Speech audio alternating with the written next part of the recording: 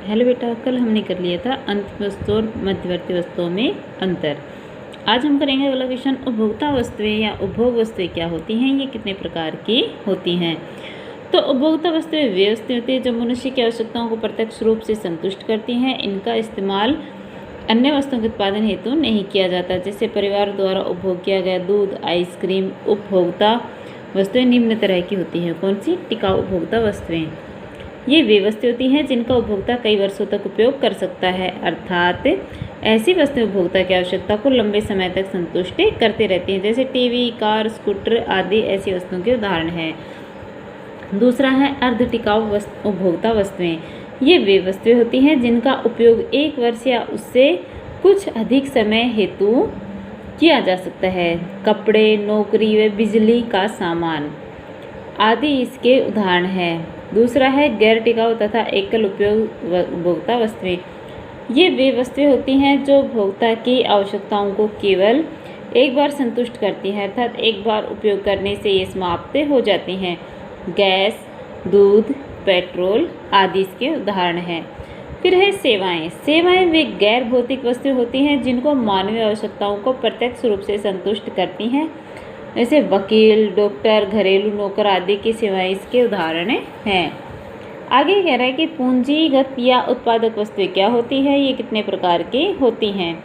तो उत्पादक या पूंजीगत वस्तुएं वे वस्तुएं होती हैं जिनका उत्पादन प्रक्रिया में प्रयोग किया जाता है। ऐसी वस्तुओं का मूल्य उच्च होता है, प्रायः ये उत्पादकों की स्थिर परिसंपत्तियां होती हैं। ऐसी वस्तुएं 2 प्रकार की हो सकती हैं। एक प्रयोग उत्पादक वस्तुएं। ये वे वस्तुएं होती हैं जिनका उत्पादन प्रक्रिया में एक बार उपयोग होने पर ये समाप्त हो जाती हैं। जैसे कच्चा माल, बिजली आदि इसके उदाहरण हैं। दूसरा है टिकाऊ उत्पादक वस्तुएं। ये वे उत्पादक वस्तुएं होती हैं जिनका उत्पादन प्रक्रिया में लंबे समय तक प्रयोग किया जाता है। जैसे मशीनरी हैं, इमारतें हैं, ये इसके उदाहरण हैं। अगला क्वेश्चन है कि टिकाऊ तथा गैर टिकाऊ अथवा एकल प्रयोग वस्तुओं में अंतर बताइए। तो पहला अंतर है कि टिकाऊ वस्तुओं का प्रयोग कई बार किया जा सकता है, जबकि गैर टिकाऊ वस्तुओं का प्रयोग केवल एक बार ही होता है। दूसरा, टिकाऊ वस्तुओं में घिसावट की समस्या होती है, जबकि गैर टिकाऊ वस्तुओं में घिसावट की समस्या नहीं होती है।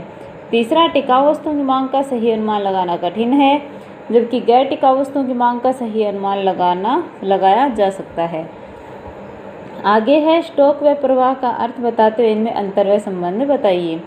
तो स्टॉक, या फिर ये क्वेश्चन आ जाए स्टॉक के उदाहरण सहित परिभाषा दीजिए। तो स्टॉक का अर्थ वे मात्राएं जिनको समय के एक निश्चित बिंदु पर मापा जाता है स्टॉक कहलाती हैं। जैसे 1 जनवरी 2014 को आपके खाते का शेष। इसी तरह से प्रवाह ये वे मात्राएं होती हैं जिनको समय अवधि की प्रति इकाई पर मापा जा सकता है। जैसे आपकी प्रति माह आय। ठीक है। अगला क्वेश्चन है हमारे आगे है इसमें डिफरेंस। तो डिफरेंस क्या है?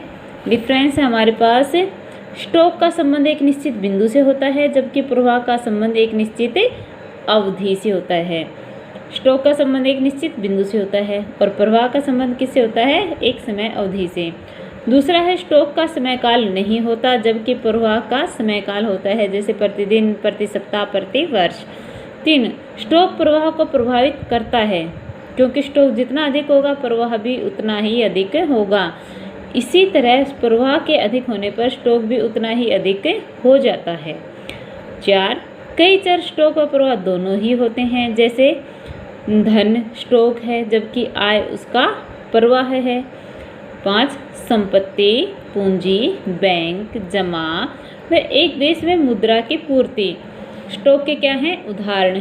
जबकि आय, पूंजी निर्माण, एक देश के में मुद्रा की पूर्ति में परिवर्तन तथा पूंजी पर ब्याज आदि इसके क्या है? इसके प्रवाह है। स्टॉक क्या क्या है?